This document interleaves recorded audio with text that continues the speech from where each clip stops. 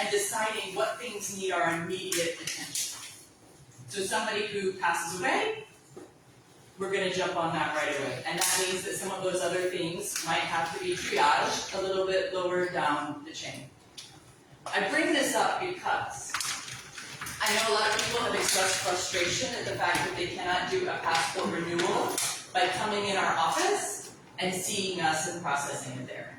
The reason we do that is because every person that comes into the office takes up our resources away from dealing with those emergency services that we really have to be addressing. So that's why we have mandated through the US Embassy in Mexico City that every passport renewal that can be done via the mail-in program must be done via the mail-in program. It allows us to keep our services focused on the people that have to come in and see us and the emergency services that we really do need to be sure that we're providing for life and limb sort of emergencies. I'm also going to share with you that I really encourage you to enroll in STEP, which is the Smart Traveler Enrollment Program. It's the way that we can provide messages to you about safety and security incidences in real time. Okay, so you sign up, you put your email address in there, and you tell us, I'm going to be in Yucatan from, October to March. And then our system knows, okay, if we send a security alert from October to March, it's going to email you and say, hey, there's a report of an incident over here, or there's I can only think of it in Spanish, manifestación, Demonstration. Demonstration, thank you. A demonstration happening at the corner of this street and that street, and you'll have that information. Hopefully the idea is you would have that information at your fingertips via your smartphone and be able to see that information so that you can protect yourself or change your plans or whatever it might be. Now the other thing is we all live in Mexico and we know that WhatsApp is super important. This is how we do almost everything in Mexico. The system that we have right now does not support the use of WhatsApp. So we are not sending those messages via WhatsApp yet. So this is the teaser. Very soon, we will be changing over the Smart Traveler Enrollment Program to a new platform, which they have promised me will allow us to send WhatsApp messages, which will be even more convenient for everyone involved. The system we have now is quite clunky and exists on a very old platform. So bear with us. We expect to have that hopefully by the first part of the summer. Do you send the information via text or via email, as it exists now? As it exists now, it is email. Yeah. Okay, the other thing I want to raise before we get to the topic of the day is I have these business cards. We all are familiar now. Yeah, please come in. We all are familiar now. Yeah, come in, make yourselves comfortable. We have the QR code, because when we sit down at restaurants now, they say, oh, you want to see the menu, here's the QR code, and we scan it and we look at the menu, so we're comfortable. This card has 3 QR codes on it. The first one goes to the US Embassy website. Very handy website, and I encourage you to go to the US Embassy website for just about anything that you need. On the US Embassy website, at the very top, like most websites, there is a search function. It's a little spyglass. Sherlock Holmes looking spyglass. You can put almost anything in there and it will get you to the right place. Someone you know passes away. If you go to that spyglass and you put in death, it's going to come up with death of an American abroad. Okay, that's the first website you need to look at. If you put passport, and this, I really want you to pay attention to this one. To renew your passport, or do anything with a passport, to get that process started, where you start is the US Embassy website. Use the little spyglass, put in passport. The first response that comes back will be a link to the page where you start the process. So it's very easy to use, actually. Same thing for if you have a friend who has a baby, or you have a baby here in Yucatan and you need to register that birth. It all starts on this website. So you could put into the spyglass search, birth abroad. And it will come up, and it will start you down the path. The other thing that exists on the embassy website is an emergency contact form. I know some people get very frustrated that they can't call us and get a person immediately. They can't email us to a general email inbox. Again, that's because we are trying to tailor our services and triage the time that we're spending on the most urgent things. And we know that when you're crafting an email freeform, you might not include the things that we actually need to start working on whatever it is you're asking us about. So one of the things we have on that website is an emergency contact form. And it is a form that gives you different fields to fill out. And it ensures that the information that you're putting in is the most relevant so that we can start working on it. It doesn't mean we're never going to talk to you in person. It doesn't mean we're not going to have an email conversation. But it ensures that the data we're collecting on that initial touch gives us what we need to start working on whatever the issue is. Okay, so that's the first QR code. The second one is the Mexico Travel Advisory. This is something that Mexico has, well, every country in the world has a travel advisory, but Mexico's is a little bit unique. It is the only country in the world that has a travel advisory that is different for each state across Mexico. So I highly encourage you, look up Yucatan, look up Quintana Roo, look up the places where you're visiting, and take a look at what the US government is saying about the safety and security situation there. It also contains general information. What do I need to know about bringing items and goods into Mexico? What do I need to know about driving into Mexico? What do I need to know about the laws for whatever? It contains a lot of information that the Embassy in Mexico City spends a lot of time putting together. So I do encourage you to go there. The third QR code is a local resources link. It will take you to the local resources that you need to deal with an emergency or a need that you have right away. For example, there's a list of doctors and hospitals in the region. There's a list of funeral homes that have experience working with American citizens. There's a list of lawyers. There's all kinds of resources, air ambulance companies, all kinds of resources there. So if something is happening and you're like, what I really need is a local expert on X. This local resource QR code will take you straight to that information, okay? I just had a thought about it and I'm trying to remember. Oh yes, so the spyglass on the US Embassy website, if you put in local resources as well, so you don't have this QR code with you handy, but you need the local resources, when you put that into the spyglass search on the US Embassy webpage, it will also take you to the local resources. So I do encourage you to use that spyglass search on the US Embassy webpage. It's very helpful, and we try to make sure that even with the most minimal amount of information, you will find the source that you're looking for. So I have tons of these. You can take as many as you want today. If I may add Yes. for resources, the system is so broken down into districts that, for instance, if you go into Yucatan, and for whatever the reasons you need a resource from, let's say, Cancun, you can break it down separately for the Quintana Roo side and see a separate list of only resources closely to that area. So feel free to play with the tool, and like my colleague mentioned, if you're traveling anywhere else in the country, you can use the resource from those other places as well. Or if you have a friend in Mexico City that is, has an issue, you can point them to that website. They'll be able to get resources that are for Mexico City or Oaxaca or wherever. The other thing I'll mention, this is my colleague Miguel Reyes, who is the American Citizen Supervisor. So he's a local staff. He will be here for as long as he chooses to be here. I, however, my position is a Foreign Service Officer position, and we rotate. So this summer will be my end of my term here in Merida, which I'm not excited about, but I mean, if I could stay, they're going to have to pull me out.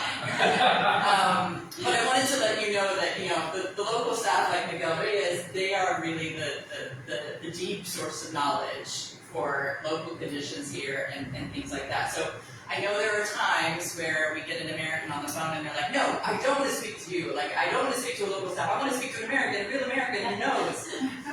Well, I don't really know. I've lived here for 2+ years. Miguel and his team, they know. So also don't be afraid to rely on them and reach out to them because they are the real source of deep knowledge. Okay, now we're going to get to the main event. You are here to learn about voting because you're all responsible U.S. citizens and you're excited about voting. So this is Sarah Bella.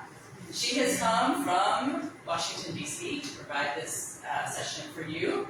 And we're all going to be learning. I am not as well versed in voting as I should be, so I'm going to be learning along with Sarah and all of you about how to vote, and more importantly, how to also help your friends and family who are also abroad to vote.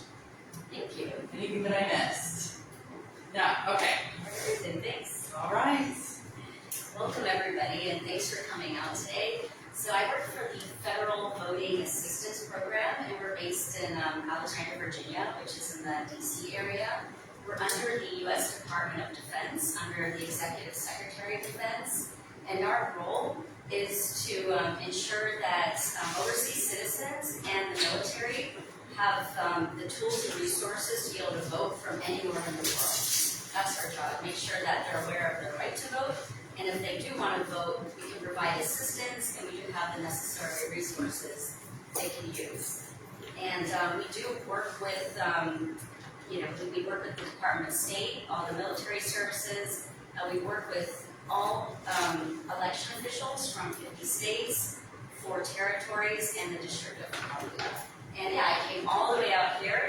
Before here, I was in Guadalajara. So I gave a workshop there too, and then after this I'm going to be heading out to Mexico City and doing a workshop over there. So yeah, thanks for coming out. So first thing, I believe everybody signed in already. So it's very important that your email is clear, because after this, Donna is going to go ahead and email out your certificate. So so make sure that your email is legible. If not, then you can always try and write it so that way you can get your certificate. Okay, and I want everybody to find your evaluation sheets. This sheet right here. So the first page, it's back and front. It's number 1. See number 1? There's a section that says before training. It's a little bit dark, but it says before training. So I'm going to need everybody just to fill out the before training section under number 1. Everybody can see that. So how do you do this? So the first one, VAO responsibilities. VAO meaning Voting Assistance Officer. How to run an effective voting program. If you are an expert at this already, then choose 5. If you know nothing about this, you don't know what a VAO is, put 1. And then after the workshop, we're going to be doing the after training section. And the reason is we have to test to see how much you learned in this workshop. We're actually mandated by Congress to report scores. So just so you know, the scores are aggregated. It's not like Congress is going to know who you are or anything like that. We have to aggregate the scores for all of our workshops to show if our program is effective or not, because our program is mandated by Congress. So it's very important that this gets filled out afterwards and you hand it back to me. It's one of our congressional requirements to report these. So yeah, everybody go ahead and fill it out if you haven't already. Raise your hand if you've completed it. A few more. Okay, we'll take another couple minutes. Number 1. The first page. It's where it says before training under section 1. Just this box right here. That's it. The rest will be afterwards. You mentioned a certificate. People who aren't attending this course, they can't vote. Is that a certificate? No, this is about assisting others. So you're going to have the knowledge to help other people if they have questions. Yeah. So you'll get what's called a Voting Assistance Officer certificate. Yeah. To be official.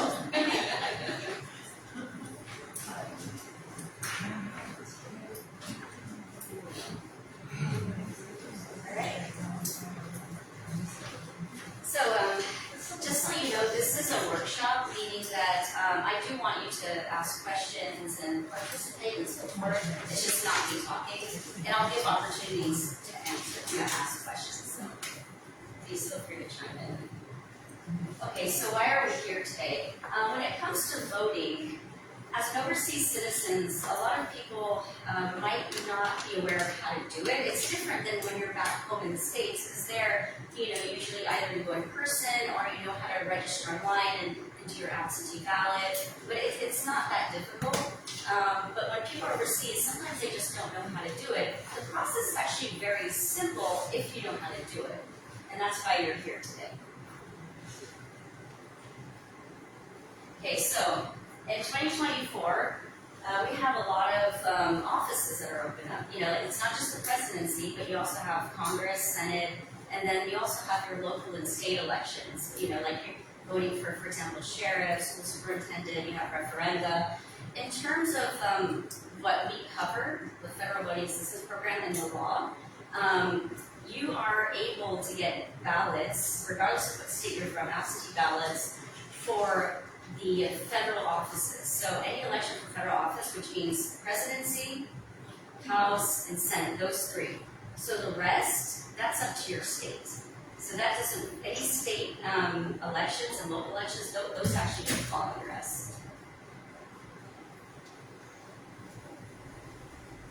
So by the end of this workshop, I want everybody to know what UACAVA is, which is the Uniformed Overseas Citizens Absentee Voting Act, which is very important because it outlines your protections. Has anybody heard of the UACAVA before? Okay, a couple of people, that's great. And also identify the Federal Voting Assistance Program and how we're here to assist. Just let you know we're a federal program. We're not affiliated with anything outside of federal government, meaning we're not affiliated with nonprofits, we're not affiliated with anything political, partisan. We don't care who somebody votes for, as long as if they want to vote, we're there to provide assistance and the tools to do so. In terms of the UACAVA absentee voting process, what does it look like? And also what resources are available. You have a lot of them right there in front of you. And how to find the voting assistance guidelines, because every state has different guidelines in terms of how the voting process works. And also looking at best practices, and if you did want to conduct outreach and other fellow Americans in your communities, what you can do. Okay, the famous Uniformed and Overseas Citizens Absentee Voting Act. Okay, so when you use our forms to register and request a ballot versus state forms, you will get these protections as long as obviously your form is processed by your local election office. So some of the protections include, first of all, you can use one form for registering, requesting a ballot, and updating your contact information. So this form is all three, which is great. We recommend that you send this in every single January, and the reason is this form under federal law is only good for a calendar year. Now some states might honor it for longer, other states might not. But if you want to make sure you have those protections for the full year, you need to send it in as soon as possible. Once January comes around. And obviously we're ready in March. My recommendation is this is when you send it in then.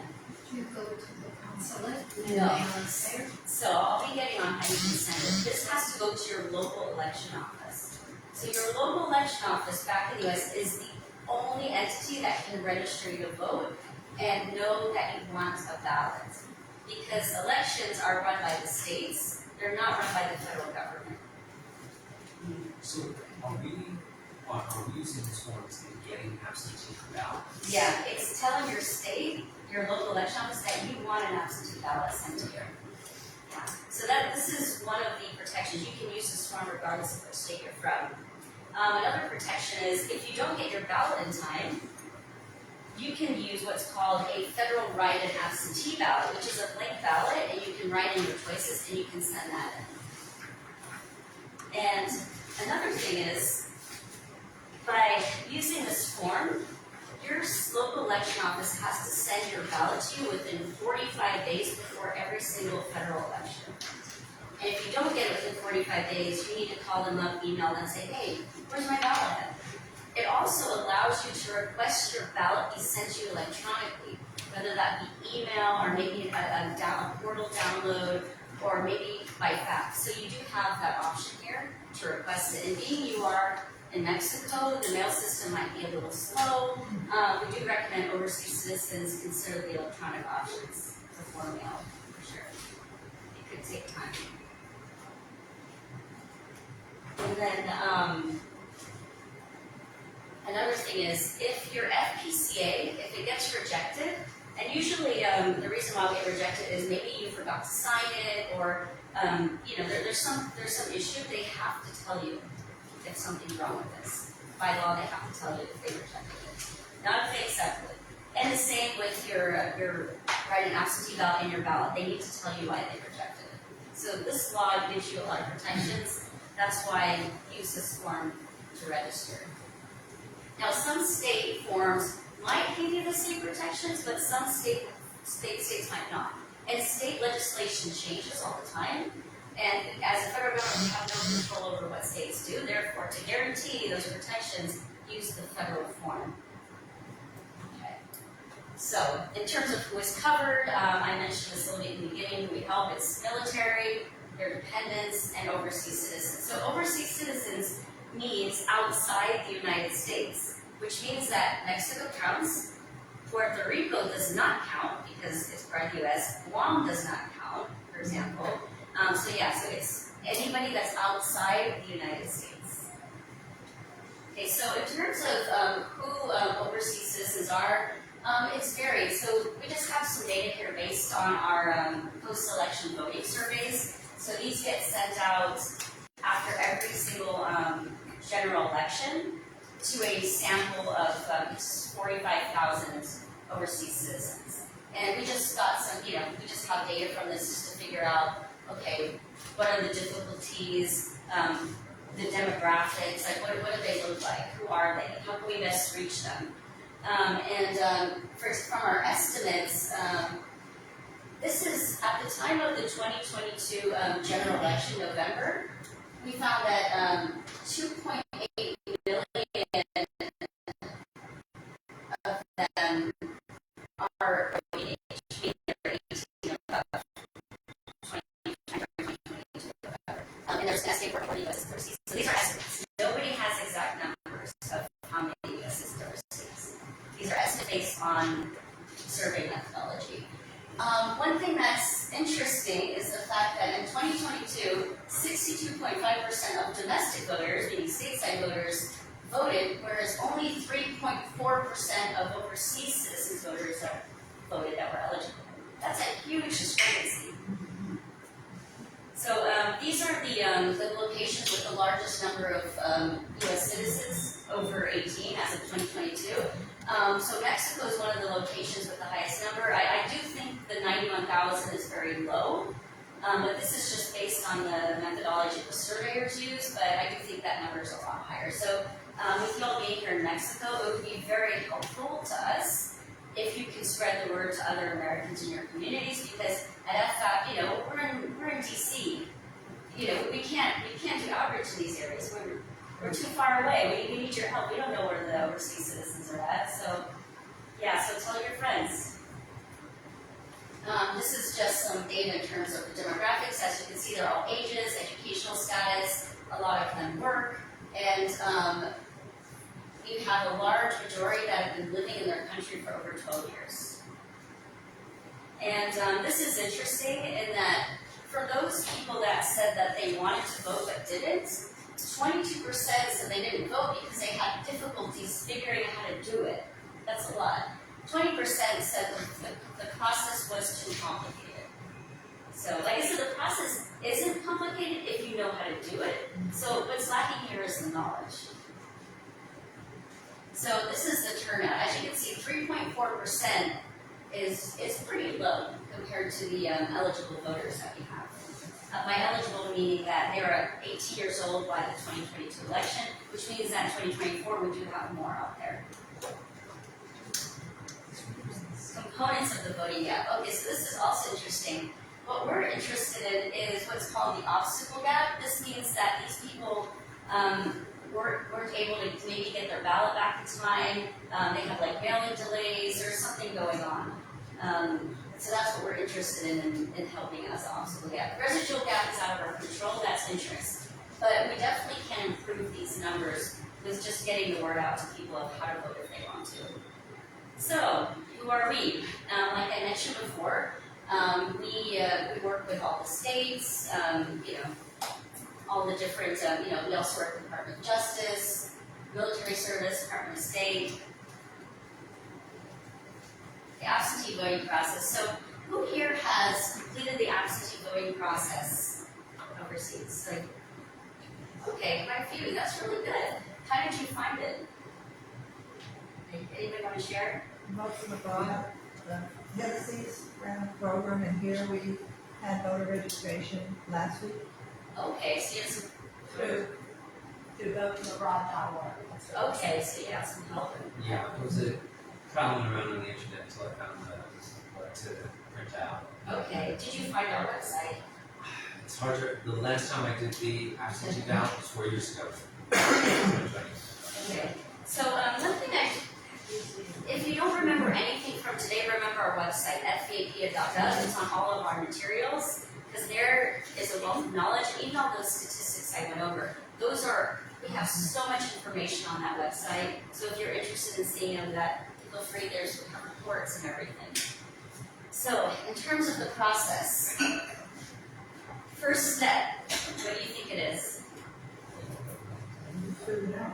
Fill out the FPCA, the Federal Postcard Application.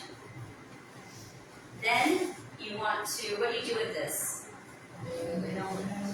Not necessarily, it depends on your local election office. So some election offices accept this by email, others by fax. It really depends on your state, and it depends if maybe you're already registered or not. For example, some states, like, I'll give you an example, California, if you're registering to vote, they accept it by fax or mail. If you're already registered and you're just using it to request your ballot or update your information, you can email it to them. So it really depends on the state. And this is where you go to find information, which is also on ff.gov. That's why you have that big book there. So that's the first step. You send it to your election office, and I don't know, you email it to them, and a week goes by, you don't hear anything. What should you do in that case? You don't hear back. Follow up with the Follow up. So a lot of states, they do have a voter registration website you can check on, and their link, you can actually find it on our website. We have links to all of the states. So you just go there, log in. Some states might not have it though. In that case, you're going to need to just call them up, email them. So yeah, you can get their information also on our website, their contact information. So it's up to you to follow up with them. However, if they find something wrong on the form, like they need more information, like or you forgot a signature, or maybe you have a mismatched signature with your whatever you have on file for your license, they need to contact you. They are required under federal law to contact you if they cannot process the form. I have a question. We may get to this in a second. So, if you have a situation like mine, where I had an address in the United States before the 2020 election, that has now been sold.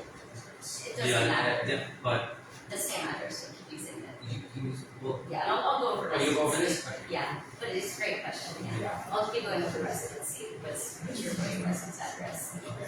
So yeah, so you go ahead, you send it in. Then, if all is good, 45 days before the next federal election, they have to send you your ballot. So on the form, you can choose to get your ballot emailed to you.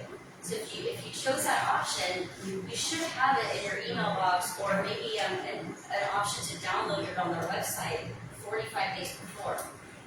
If they don't send anything to you or any information on how to do this, you need to contact them. So, what about if you don't get your ballot? Yeah, you contact them. What else should you do? Any ideas? Has anybody gone through this process before? Like send it up to all right. Yes, very good. Yeah, so our recommendation is to send in what's called the Federal Write-in Absentee Ballot. And this form you can also get on our website. We have an online assistant that walks you through this, just like the FPCA. And just note that when you do fill this out, the options that come up will just be for federal offices, meaning President, House, and Senate. Any local or state, you have to write those in. You send this in. So what happens if you send this in, and a week later, you finally get your official ballot? What do you do in that case? Well, they toss it. No, you should send that in. And the reason is Oh, your official official ballots ballot. I usually thought you have did. additional offices. What happens is your election office, once they receive your official ballot, they'll just go ahead and shred your writing ballot. So you won't be voting twice. Yeah. So very important. And we've also had situations where people they really know who they wanted to vote for, and they didn't want to wait. So they even sent this in like a couple months before the election.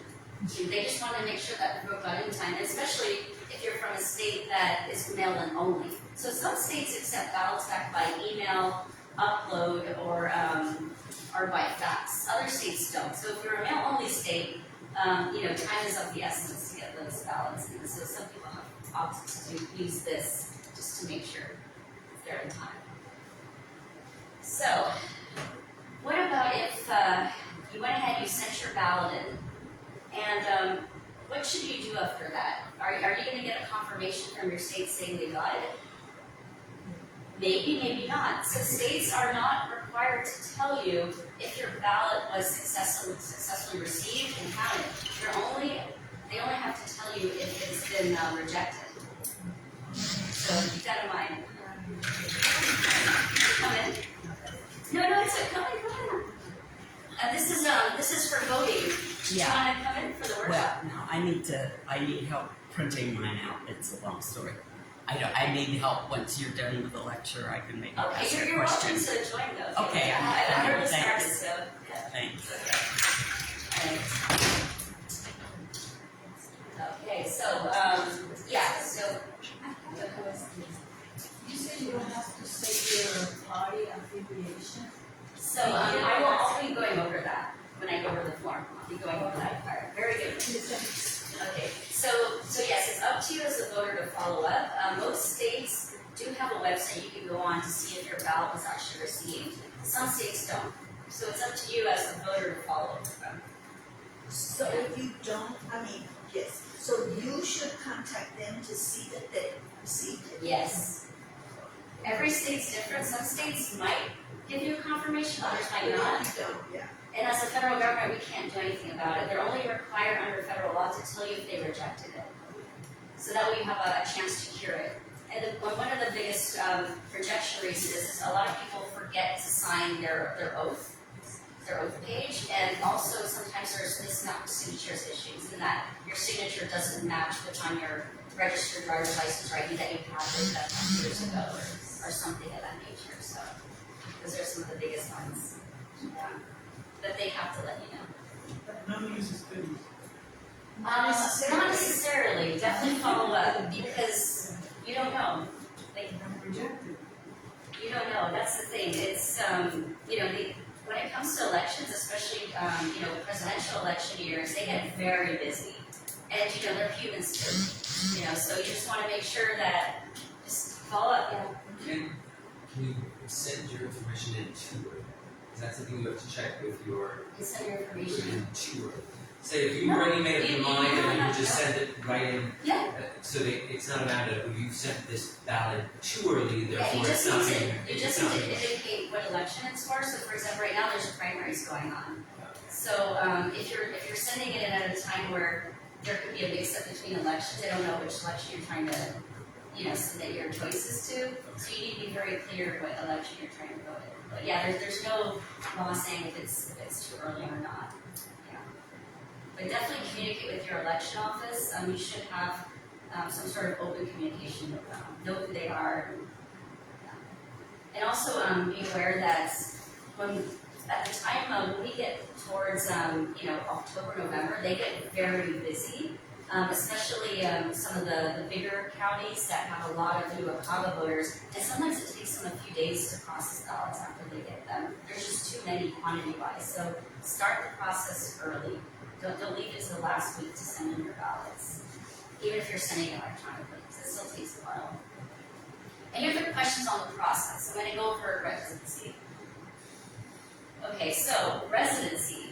You can only have one voting residence address in the U.S. It's usually tied to the state where you last voted and where you paid taxes. And it doesn't matter how many years it's been since you left the U.S. It doesn't matter if the house got bulldozed down and now there's a commercial center. It does not matter. That address is what you need to keep and use for the entire duration that you're residing outside the U.S. So until you physically move back, you cannot change your voting residence address. Your local election office does not send anything to your old address. They just use it to determine that you actually live there.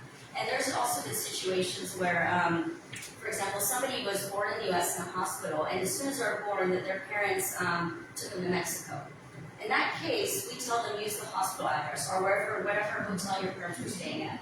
Yes, and because they still are considered to have lived in the US, even if it's just for a day. Yeah. So a question. My partner and I have a PA, an ex-PA of my partner's that we use for all, like where all the, mail from credit cards and bank statements. It's not a mailing address. This is it has to be a physical address where you physically reside it. It cannot be a PO box. So my old address that I voted in It's the last election is the one I should use. It's wherever you last physically lived. Yeah. At the end of the day, it's between you and your election office, though. So if you send in your FPCA, and as long as they're good with what you put on it, that's fine. Yeah. It's really up to you to determine where you think your voting residence address really is. And like I said, you don't have to live there. You don't have to have any ties to your old address. Yeah. So if you did this incorrectly and you put it in a different address, does that vote not count? If they accepted your FPCA, then that's where you need to be voting. It's like if they accepted it, then you're good to go. It's really up to your state. And it's up to them to notify you if they don't accept it. Yeah, they need to notify you. And so sometimes it gets tricky, for example, when it comes to taxes, because voting residency is tied to taxes usually. In that situation, if you think it could be complicated, contact a CPA or a tax attorney. Very important, because for example, there's people that after they moved overseas, they decided, oh, I want to change from, say, California to Florida because tax search, there's no state tax in Florida, whatever, in that situation, they need to contact a CPA or a tax attorney, because if they've never actually lived in Florida, Florida could reject their application, and they have a right to. Because if you've never actually lived there, but you just, bought a place there and rented it out, but never actually lived there yourself, then yeah. But it's up to Florida to say no or yes to that, so at the end of the day. Yeah. And what about if you haven't paid taxes? Somebody is working here and not tied to work in the US, so they're not generating any income in the state. Will they still go out and vote? So that's a good question. So when it comes to voting for federal offices, it's not state taxes. Federal offices, remember, what are the federal offices again? Three. Yes, three. However, if you vote for state and local offices, you are tied to that state for state taxes. Obviously, I'm not a tax attorney, I'm not a CPA, so definitely seek that advice. But if you're just voting for federal offices, and that's another reason why some people use the right and absentee ballot. For example, I know for California, if you use a PCA to register, there's been situations where they put in here ballots for federal offices only, because you have that option to write it in, and they still ended up getting a ballot for everything. And they were worried about this, saying, hey, I don't want to be involved in that, I don't want to vote for local and state. Our advice is, instead of your ballot, just send in the flag and put down your choices for president, because that's all they care about voting for. They didn't want to vote state and local, so. But yeah, state and local, just definitely beware of there could be tax implications, for sure. But good question. Never resided. So we do have a lot of people that are still eligible to vote, even if they've never lived in the U.S. Never lived in the U.S. meaning that they were born outside the U.S. and they never went back to live in the U.S. A lot of states still allow them to vote. They just need to use their parents' last residence address before they left. So that's another, if you know anybody in that situation. So any questions on residency? Yes. I have a question. I'm allowed to just vote for the federal positions, president and Congress. Under the law, the US law, the federal law, it only covers president, senate, and house, but a lot of states will still allow you to vote for state or local if you want. Okay, but just Some do, some don't. say that I just want to vote for those positions. Yeah, you're covered. But who validates whether I'm eligible to? Your local election office back in your old state of residence. All So of there's it. still a state involved, even Yes. though I'm only voting for the federal. Yes, because federal government, we cannot be involved in elections, we're not allowed to be.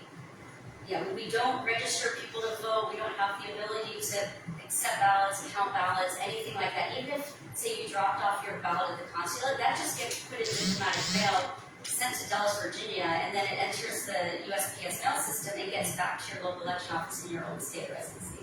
So everything goes to them, everything. The federal government, we cannot interfere in elections at all. And just a clarification, so if you're looking for what would be the most appropriate address to use on that property, maybe perhaps talking to your accountant to It collect your doesn't- taxes might be a good thing. Yeah, because definitely you talk to your CPA if you're unsure. guys- Okay, Yeah, because there could be tax implications. okay. Yeah. Okay. So, do you want a break or do you want to keep going? Keep going. Keep going? Okay. And if anybody needs to use the restroom, feel free. Okay, so question, what office does a voter submit their absentee ballot application to? Do they send it to me? Election office, back in their state. Very good. Resources. Okay, so the federal government, federal voting assistance program, we have a lot of resources for you. First is your voting assistance guide. If you open it up, most of this has all the state information. So go ahead and take a look at it. Just open it up and find your state. It's all in alphabetical order. So just so you know, this is online on fap.gov. We recommend you go to fap.gov if you have internet access to get information. The reason is, as soon as this book is published, it becomes outdated because election offices are changing their information constantly. Especially smaller jurisdictions, they change out their email addresses because they'll have a county clerk's personal address in there, and sometimes that person leaves. And so definitely go on our online version of this whenever you can. This is for if you don't have internet access or something and you just need something. So, but definitely go to our online version for that. With you also have a resource booklet. Here are just things that you can use if you wanted to, post anything up in your communities, or just information for you.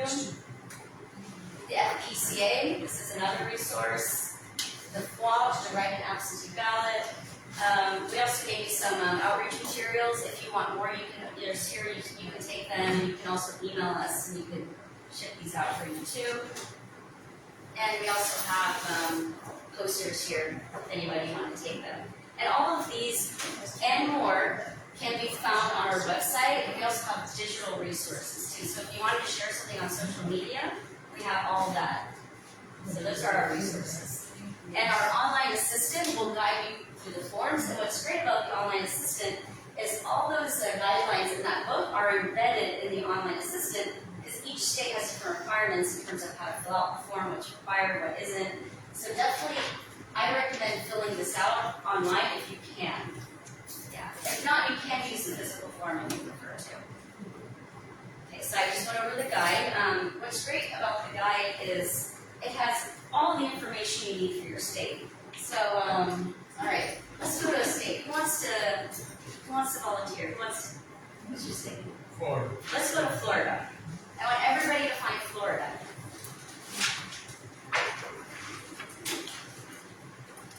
Okay, Florida starts on page 89.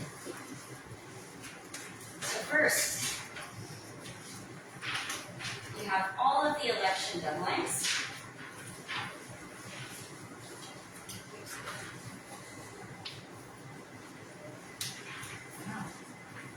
Yeah, so, okay, say I want to vote in the primary, which is on, when is the primary for Florida? March 19th is the presidential primary. Registration, when does it have to be postmarked by or sent to them? Last week, yeah. With that said, our advice is if you still need to register, send it in anyway. Because at the end of the day, it's up to the local election office to, accept it or reject it for that particular election. At least you're starting the process. So if you can't get a ballot for that election, at least you'll get a ballot for the next one. So definitely still send it in. And the same with ballots too. If you think you're gonna miss a deadline, send it in anyway, it doesn't hurt. Just send it in. Okay, so what about, say I'm already registered to vote in Florida. Ballot request. What's my deadline to request my ballot? March 7th. So yeah, so if I'm sending it by mail, they're saying I need to send it by March 7th. However, if I'm requesting it by email or fax, it's March 19th. See how there's different deadlines? And this is for every state, they have different things like this. Every state has different deadlines for different things. And yeah, so ballot return. So if I'm gonna go ahead and, what's my deadline to send it back if I'm returning it? March 19th. Another thing about Florida is how they take items back. So I want you to turn the page. Okay, so after you turn the page, it's going to tell you how to fill out, like for example, the FPCA section by section based on Florida. And I want you to take a look at page 91, where it says how and where to submit your FPCA. Okay, so if I'm registering to vote in Florida, can I email my FPCA? No, I can't. It says I have to mail it. What if I'm already registered, but I'm just requesting my ballot from them? Can I mail it? Then you can. Yeah. It says if you're already registered and using the FPCA to request an absentee ballot, you can mail, email, or fax it.